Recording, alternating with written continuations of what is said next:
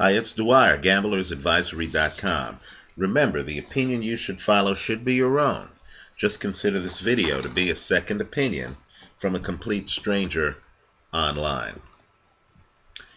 Let's talk about the Malinaggi Pablo Cano fight that took place last weekend. I think it's an important fight. Before the fight, I made the argument that Malinaggi was a one-armed fighter, and that big underdog Pablo Cano was a live underdog, right? I said that Cano had a real chance of winning this fight, even in Malinaggi's backyard of Brooklyn, New York City. Now let me just say, this fight admittedly gets my goat. In my opinion, Pablo Cano got robbed. Officially, Pablo Cano lost by split decision. Two of the judges had Malinaggi winning the fight 114-113. Understand that there was a knockdown in the fight, and the person who got that knockdown was Pablo Cano. He drops Malinaggi late in the fight, right? Had you won this fight, you would have more than tripled your money. Look at the pre-fight odds. Understand that anything north of a plus 200 triples your money. You start with 100, you end up with 300 plus, right? And the story with Cano, big underdog, was that Cano had never fought in the 11th or 12th rounds. But understand that, in my opinion, this scoring was a travesty. Cano won this fight. Just consider the following. The fight was televised by Showtime. Showtime had three guys doing the live telecasts. Veterans Al Bernstein and Steve Farhood, and you'd be hard-pressed to find guys with more boxing experience than those two guys, right? With junior middleweight champion Austin Trout, right? Understand that all three of those guys had Pablo Cano winning the fight. Now, I'll concede there was another guy on the telecast, right, who wasn't scoring the fight for the viewers.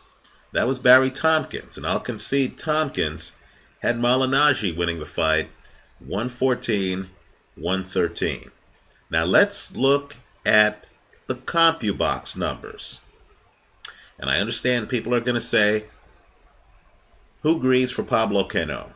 Well, the bottom line is this boxing channel here on YouTube isn't about just fawning over the big names. It's about actually pointing out who the real talents are in the sport. And you need to follow Pablo Cano because, quite frankly, he gave Eric Morales all he could handle, and in my opinion, he beat welterweight champion Paulie Malinaggi. Right? This guy is a live underdog in most fights, depending on styles. When we go to the CompuBox numbers, the robbery becomes obvious.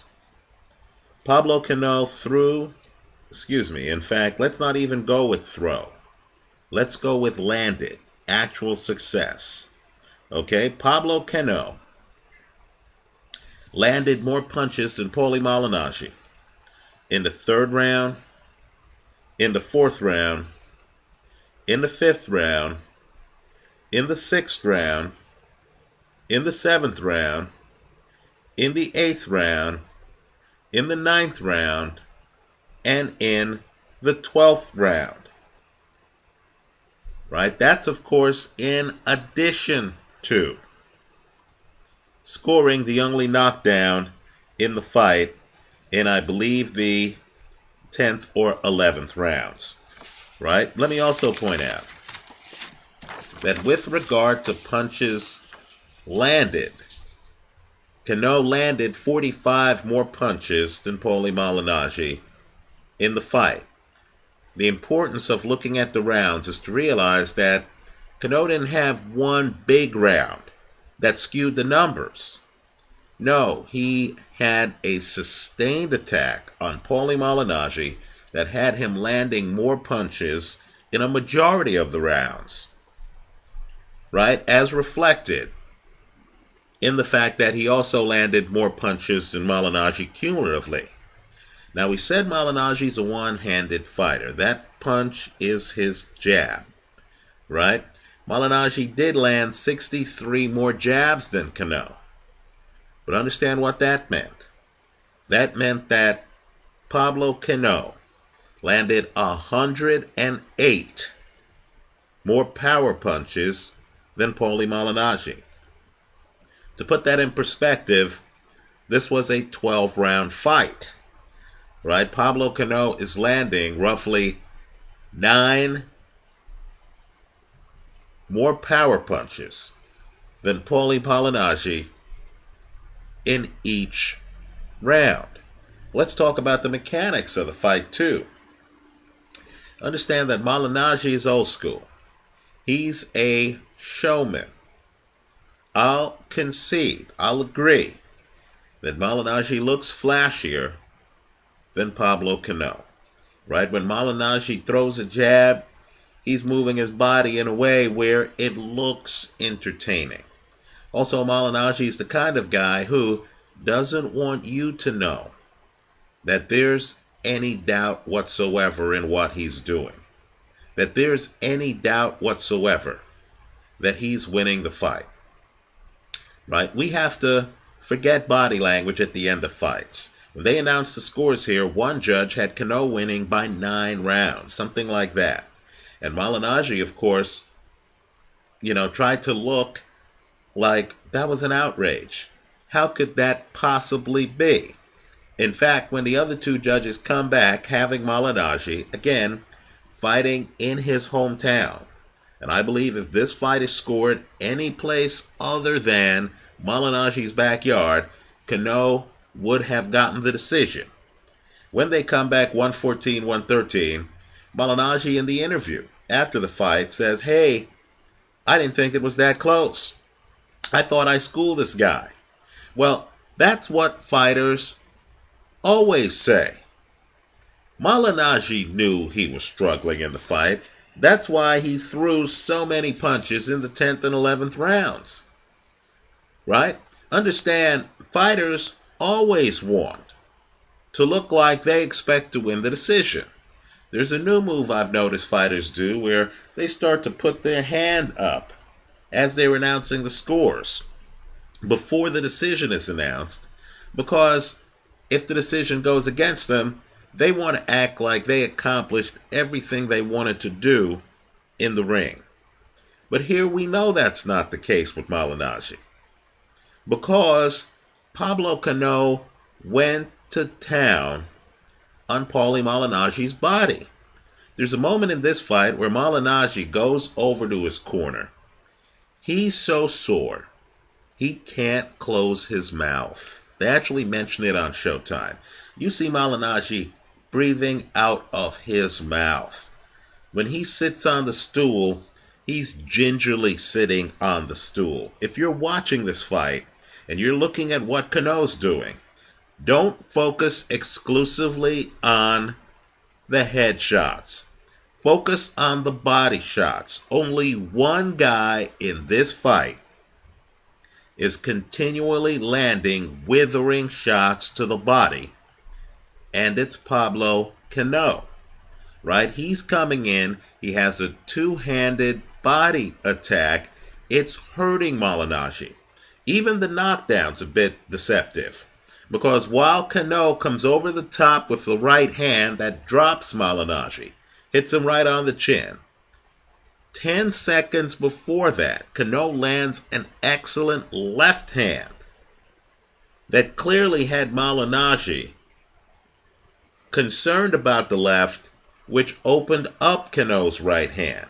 Understand, too, that Pablo Cano, even though he gets out-jabbed by one of boxing's better jabbers. Understand that Cano himself is throwing a very effective jab. In fact, it might surprise some people to know that Cano actually throws 379 jabs in this fight, and he lands 97 of them. Understand that Malinaggi lands 25% of his jabs. Malinaggi throws 647 jabs. He lands 25% of his jabs. Cano lands 26% of his jabs. And let me tell you, 379 jabs in a 12-round fight are a lot of jabs. In other words, Cano is doing it all. He's hitting Malinaggi up top with a jab. Then he's coming in with power punches, especially power to the body, where he ends up with 108 more power punches than Paulie Malinaggi. Right? Scoring the fight, I thought Cano won this fight by at least 3 rounds. Understand, Al Bernstein had Pablo Cano winning this fight by 4 rounds. I believe Steve Farhood had Pablo Cano winning this fight by 3 rounds. Right? Austin Trout had Pablo Cano winning the fight by 1 round, and that's after giving Malinaggi the bulk of the early rounds. In other words, the second half of the fight, Pablo Cano starts to dominate. And of course, it's in the second half of the fight that Pablo Cano gets the one knockdown in the fight. So let me just say, if there's ever a fight that screams for a rematch, it's this one. Now, we might not get one right away because of the politics of boxing. It is prize fighting. Paulie Malinaggi had a memorable dust-up with Ricky Hatton. And if Ricky Hatton is able to beat Shinchenko, the guy who Malinaggi beat to get his title, then you can imagine Malinaggi would make far more money fighting Ricky Hatton in the fight after that than he would fighting Pablo Cano, who quite frankly beat him.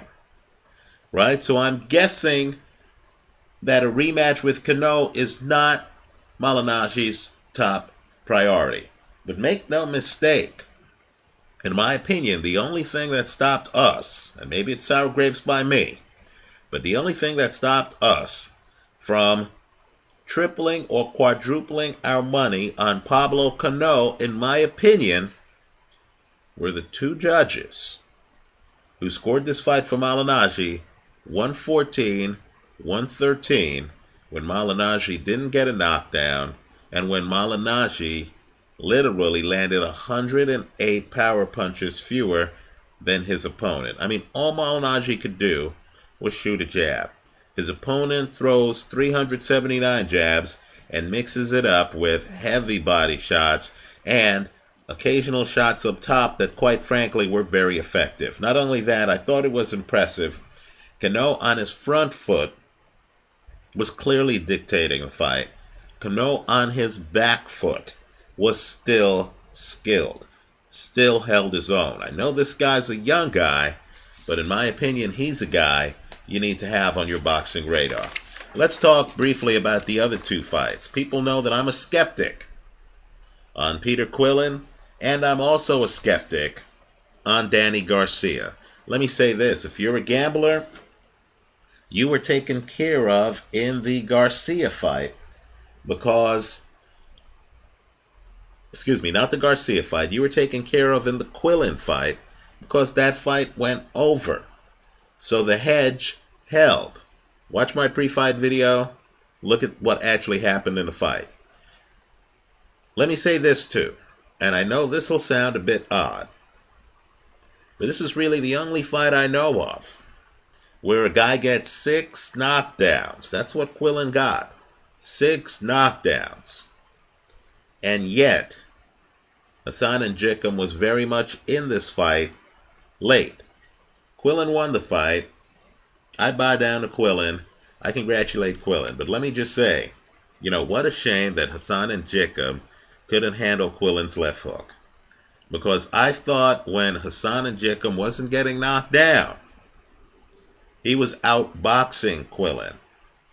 Just pull up the CompuBox numbers in that fight and count the rounds where Hassan Njikum lands more punches than Peter Quillen. You might be surprised to learn that Hassan Njikum lands more punches than Peter Quillen in most of the rounds. Let me just say, too, that you should really wonder why Hassan Njikum, despite getting knocked down 6 times, was able to go the distance against Kid Chocolate. That should tell you a lot about Kid Chocolate's inability to cut off the ring. That should also tell you a lot about Kid Chocolate's lack of volume. Let me just say, both Chocolate and Danny Garcia are mid-range hookers, right? What that means, in my opinion, is a fighter who throws straight punches, who has foot speed, and who can take that extra step and get inside on them. A fighter who could put his head on their shoulder, actually fight them inside, would actually deprive both guys of their power, right? Because both guys need to throw punches on a hook and need to have you mid-range. You get too close to a mid-range hooker, and unless he's some fighter like Matthew Macklin who can actually fight without hooking, who actually has a plan B, if he's someone like Peter Quillen, he's going to be in a bit of trouble. In fact, I thought Quillen had his rough moments as late as the 12th round in that fight. Let me also say this about Danny Garcia. I know they're different weight classes. At this point, I'm actually more impressed with Danny Garcia than I am Peter Quillen. Garcia actually shortened his punches. I'll give Garcia credit. He's not as wide a mid-range hooker as Peter Quillen is, in my opinion. Also, Danny Garcia's nickname is Swift for a reason. He's very fast. His hands are very fast. I think he has more hand speed than Peter Quillen does. Let me just say, though, that as you look at Quillen and as you look at Danny Garcia, I want you to just look at their heads, right? And I'm talking about 2 unbeaten fighters. Neither is going to be accused of being an expert when it comes to rolling with punches, right? In other words, these guys physically, in my opinion, are stiff. Now, it's going to take a hell of a fighter to beat them. But understand that, how do you put it? The opportunity is there. If you're fighting Danny Garcia and you're able to get inside his hooking hurricane, or if you're able to be outside his hooking hurricane, I believe you'd have a chance at success, because Garcia is not going to get out of the way of your punches. He stands too upright, doesn't really bend at the waist. Eric Morales, let's remember, we're all here saying Eric Morales is washed up after this fight. Well, this is the same Eric Morales who 1 fight ago went the distance with Danny Garcia, as have others. Ashley Theophane, Kendall Holt, all of these guys have gone the distance with Danny Garcia. You need to ask yourself how they're able to, right? Let me just say this too on Kid Chocolate. The kind of fighter who would beat Kid Chocolate, and I believe badly, would be Sergio Martinez. A guy who can literally be outside Kid Chocolate's hooking range, right? Mid-range hookers want to fight you at mid-range. A guy who'd be outside Kid Chocolate's offense, who could then come down the pike with very hard punches and then get back outside, or take that extra step and actually be inside Kid Chocolate's hurricane, I believe would take him apart. So I'll congratulate Kid Chocolate on his win. The over held, that's fine. I'll congratulate Danny Garcia on his KO of Eric Morales, right? In that fight, I said I was concerned about Morales' drug test results, and that fight was a little bit too risky. Although I will say I expected Erik Morales, boxing-wise, technique-wise, to school Danny Garcia. Morales, though, just didn't have the foot speed, and I thought didn't really fight the right fight. He should have been living behind his jab. His jab would have gotten there and hit Garcia, who, in my opinion, isn't that great defensively. I thought it was a great night of boxing. I thought Pablo Cano got robbed. We'll hear more from Hassan Njikam going forward. Njikam, though, seems to have a bit of a chin problem. He was also down against Giovanni Lorenzo. Right? We'll hear more from Njikam. Right now, Danny Garcia and Kid Chocolate are ruling the roost. Let me close with this. There was a very important article a few days ago on BoxingScene.com. You need to Google it. Right? The article is entitled, Evander Holyfield Explains How to Beat the Klitschkos. It's a very short article. Let me just say this, though. Evander Holyfield, who can fight inside, says something I've been saying here online for a while. He does not believe the Klitschko brothers can fight inside. Right? His belief is that you could beat the Klitschko brothers by getting inside and moving while inside. Let me say, Evander Holyfield can do it. The great inside fighters, they get inside, they're here, they'll dodge over to here, they're still inside on you. You don't know what to do, right? Keep in mind, though, that just like with fighting a Danny Garcia or a Peter Quillen, you need the foot speed to get inside, and then you need the agility and foot speed to actually bounce around inside. Marius Walk doesn't have it. I'll just be blunt, right? It'll take a heavyweight with foot speed to beat the Klitschkos, or great defense to literally walk them down with the ability to throw hard punches up close. I know Evander Holyfield is 50. Styles make fights. It's a shame that Vladimir Klitschko, for example, while fighting guys like Mormek, in other words, not exactly A-list heavyweights, it's a shame that while taking that tour, in a different era, it was called Joe Louis's Bum of the Month tour. While taking that tour, it's a shame that Vladimir Klitschko hasn't fought Evander Holyfield, who knows how to fight inside, quite frankly, has proved it repeatedly, and I believe style-wise would give him a lot to handle. Anyway, let me hear from you. Leave your comments for me here online. Visit us at gamblersadvisory.com and DwyerBoxingNews.com. Thanks for watching.